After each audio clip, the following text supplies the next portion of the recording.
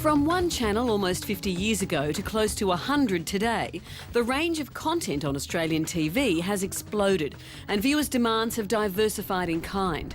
But when will enough be enough? There was a period of 18 months where the entire Western world sort of went bananas for the World Wide Web. We're about to see the same thing happen with this audiovisual content, this TV being delivered over the internet. We're moving into a world where the television is going to be the output device, but the tuner is your computer, and the radio antenna is the internet, and your hard disk is like your VCR. Mark Pesce has been at the forefront of internet development for over a decade. And now with the digital tuner card, he receives all his entertainment through his PC via broadcast and broadband. Almost any television program that's been made in the last 20 years and being rerun is now available on the internet through some mechanism. The interesting position that this puts the networks in is that people are used to the networks being a filter. But if you can go directly to a producer to buy the program, you've taken the network out of the loop. So what's the network going to be left with? People love to predict the death of television, just as people wanted to predict the death of radio when TV came along, and people wanted to predict the death of feature films and the theatre when we got VCRs. All of these mediums enable consumers and viewers to have more flexibility if they watch it.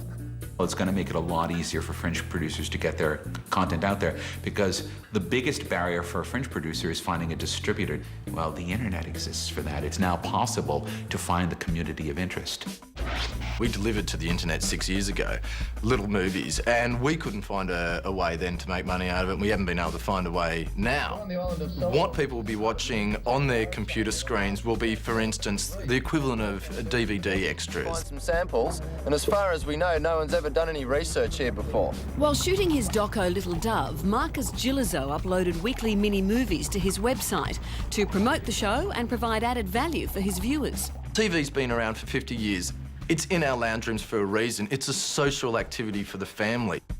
Are we really going to sit in the lounge room and watch Dad surfing the internet? At the end of the day, when we've just worked 12 hours and we're working longer and longer hours, we want to lean back and just be delivered great programming. People don't want to have to think. One of the biggest dangers is that the amount of choice will overwhelm people, that they'll simply go with the safe choices because it's what they know and they understand. At the same time, computer networks have gotten intelligent enough with what we call social networking that it's become possible for computers to sort of talk to one another, that my computer can talk to your computer, can talk to your friend's computer, so that the computers, which are also used to grab the content, can also make recommendations for you.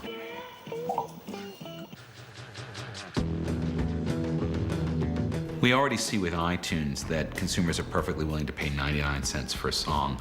We're starting to see now experiments in both America and Europe where people can actually get all the movies they want to watch for, say, $15 a month, just the same as if they were paying for a cable television channel.